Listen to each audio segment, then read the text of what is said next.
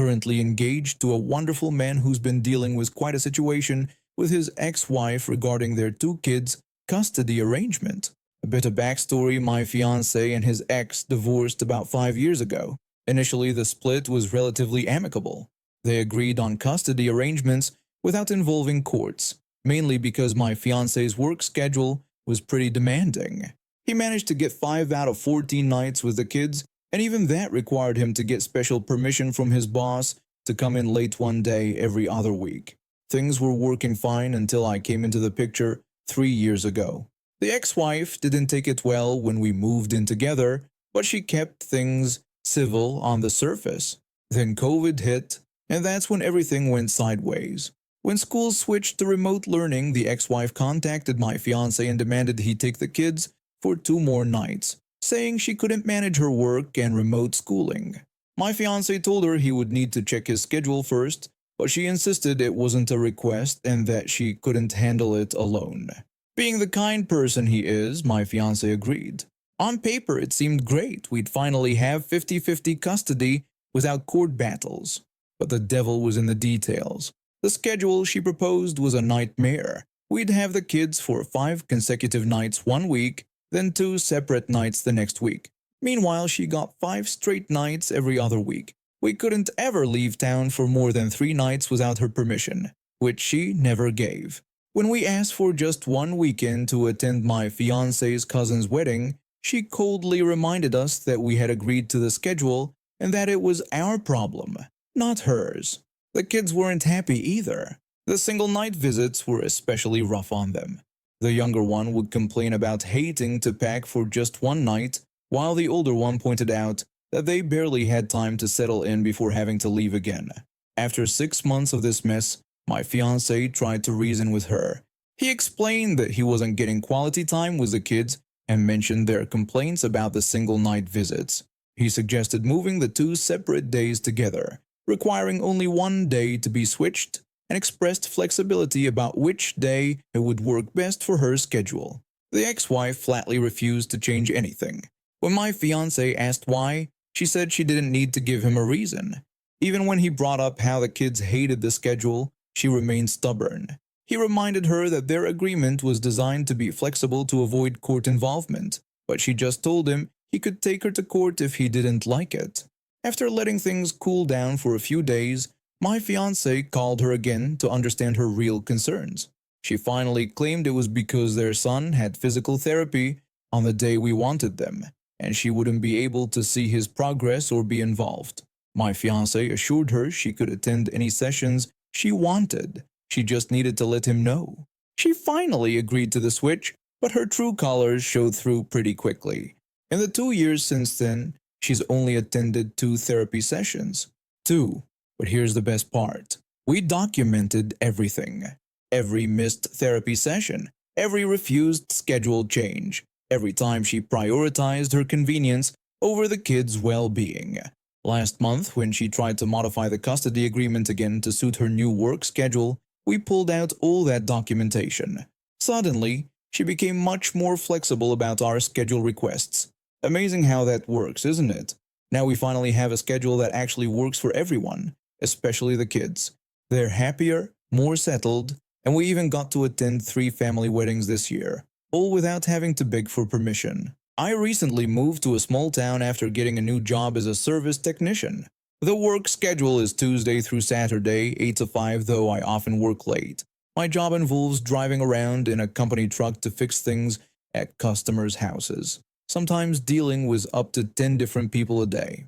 By the time I get home, all I want is peace and quiet while I unwind at my computer. When I was looking for a place to live, I found this decent duplex on the outskirts of town. During the viewing, the landlady made some concerning comments about how she'd shown the place to certain people she didn't want as tenants. I chose to ignore the obvious implications since I just wanted a place to live. The duplex seemed perfect at first until I realized my neighbor was running an unlicensed daycare next door. She had anywhere from 10 to 12 kids crammed into her tiny 1,000 square foot unit. When I signed the lease, she had mentioned running a small daycare, but I never imagined it would be this chaotic. My Mondays off became a nightmare. I'd wake up at 7 a.m. to kids banging on walls, jumping on furniture, and my neighbor screaming at the top of her lungs. This would continue nonstop until 7 p.m. After a few weeks, I decided to have a friendly chat with her about it.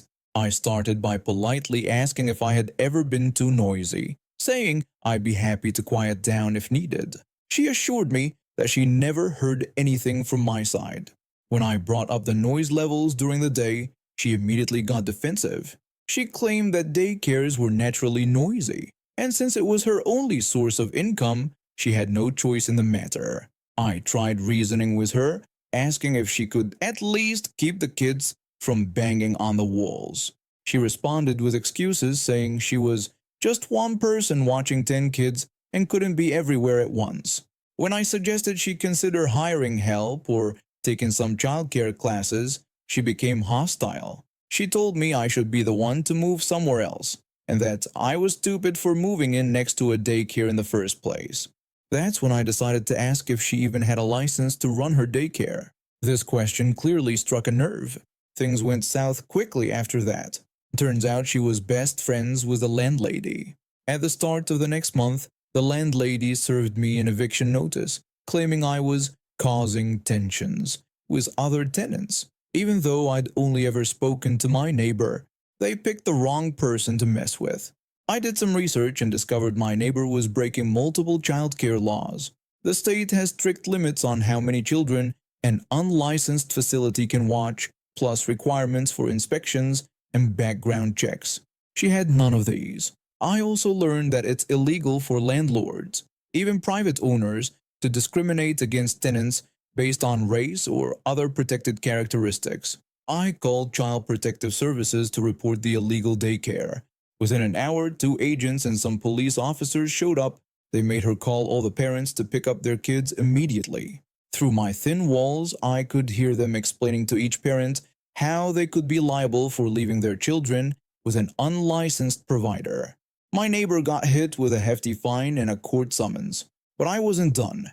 After moving to a new place nearby, I invited 3 coworkers over, 2 black and 1 white, and explained my plan to expose the landlady's discrimination. When my first coworker called about the vacant unit, the landlady claimed she had already found another tenant. 2 days later, when my second coworker called, she gave the same excuse about the unit being rented. But when my white coworker called at the end of the week, her tune changed completely. She told him the unit was still available, though she made sure to mention she'd had some unsavory characters interested in it. I reported everything to the state's Commission on Human Relations and the National Association for the Advancement of Colored People. The landlady got slapped with a fine and is now facing a lawsuit for tens of thousands of dollars. My new place has quiet neighbors and a landlord who minds their own business. Sometimes karma needs a little push in the right direction. My neighbor's illegal daycare is permanently shut down, she's drowning in legal troubles, and the racist landlady is facing serious repercussions. I'd say that's a pretty satisfying ending to the whole mess. After my shoulder injury ended my competitive swimming career 2 years ago, I had avoided pools like the plague. But my physical therapist had been insistent. Swimming would help rebuild my strength without putting too much strain on the joint. So here I was 3 times a week trying to remember how to move through water without looking like a drowning duck. It was during my second week that I met them, a mom and her son probably around 7 years old. The mom had noticed me struggling to find space in the crowded family area and kindly offered me her lane in the lap section, mentioning that I seemed to need it more than she did.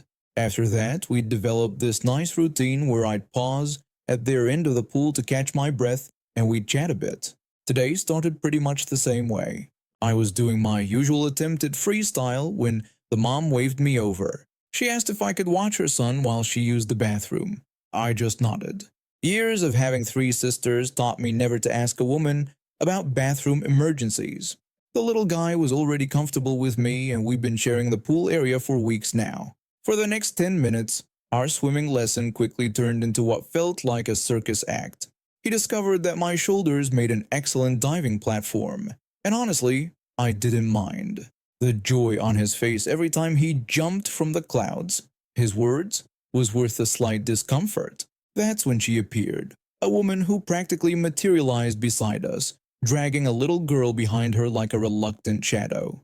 Her hair was styled in that infamous asymmetrical cut that seemed to be the uniform of entitled parents everywhere. She demanded to know where the boy's mother was and why I was letting him climb all over me. Before I could even open my mouth to explain, the little boy, still perched on my shoulders, delivered what might be the most legendary response I've ever witnessed.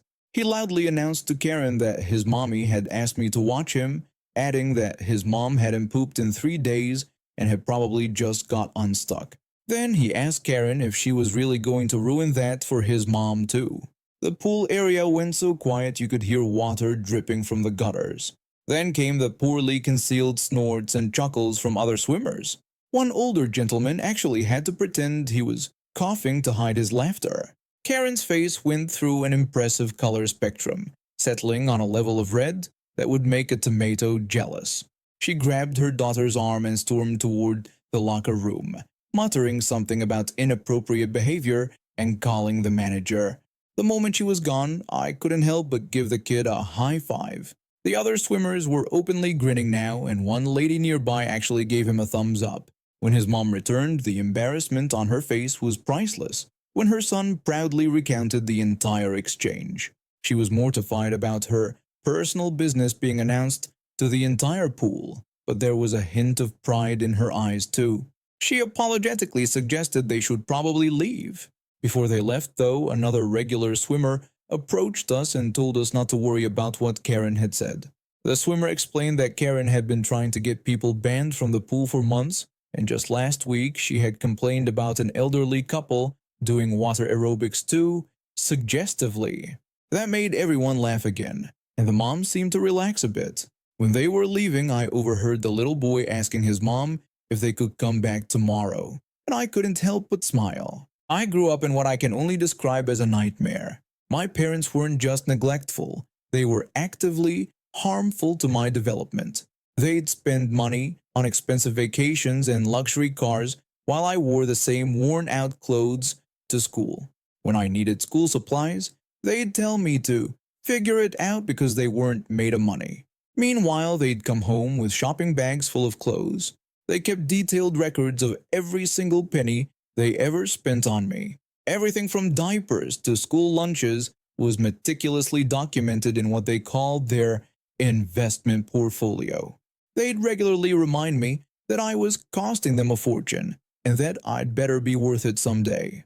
I started working when I was 15, lying about my age at a local diner. Every penny I earned went into a secret bank account. My parents found out about my job and demanded 70% of my earnings for room and board. When I refused, they kicked me out. I was 17. My supervisor at the diner noticed I wasn't doing well and asked if I had been sleeping in my car. I tried to brush it off, saying I was fine and could handle it, but she wouldn't take no for an answer. She told me her sister had a spare room and insisted I stay there until I graduated high school. That conversation changed my life. My supervisor's sister became the maternal figure I never had. She helped me apply for scholarships and student loans. I worked 3 jobs through college, studied whenever I could, and graduated with a degree in computer science. 10 years later, I was running my own successful tech company. I'd managed to stay completely off social media to avoid any contact with my parents. But money has a way of making noise. After my company was featured in a business magazine, they showed up at my office unannounced. My mother put on a sweet voice, calling me her darling son and claiming they'd missed me so much. I immediately called security to escort them out. My father got angry, demanding to know if this was any way to treat my parents, insisting they had invested everything in me. When I pointed out that they had kicked me out at 17, my mother tried to justify it by saying they were teaching me responsibility and that their method had clearly worked, so I owed them my success. I told them I didn't owe them anything and asked them to leave. 2 days later, I received a lawsuit claiming I owed them $357,000 in childhood expenses plus interest. They argued that their tough love approach was directly responsible for my success, and therefore they deserved compensation. The lawsuit was ridiculous, but what came next was surreal. They went to every news outlet that would listen. They cried on morning shows about their ungrateful son, who abandoned them after they sacrificed everything. They started a social media campaign with the Knocker Justice for Parents that initially gained traction. But they got greedy. They started doing more interviews, and their story kept changing. In one interview, they claimed they paid for my college education.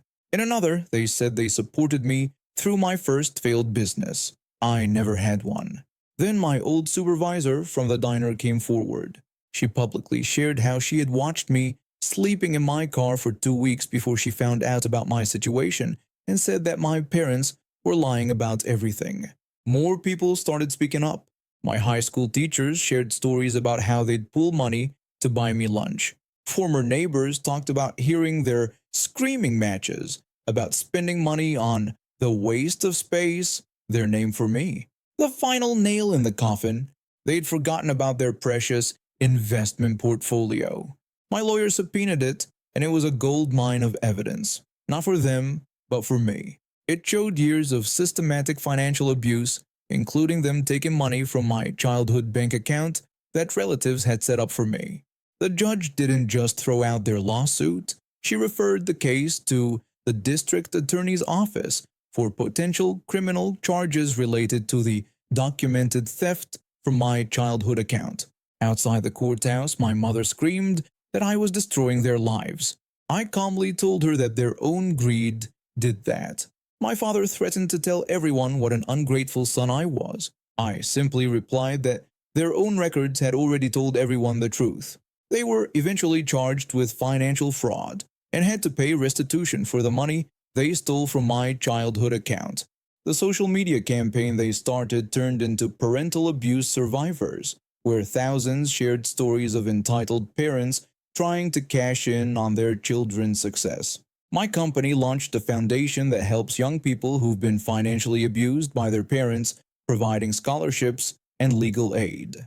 The last I heard, my parents were complaining on some obscure blog about how their son stole their retirement. Meanwhile, I'm finally living my life on my own terms, surrounded by people who actually care about me, not my bank account.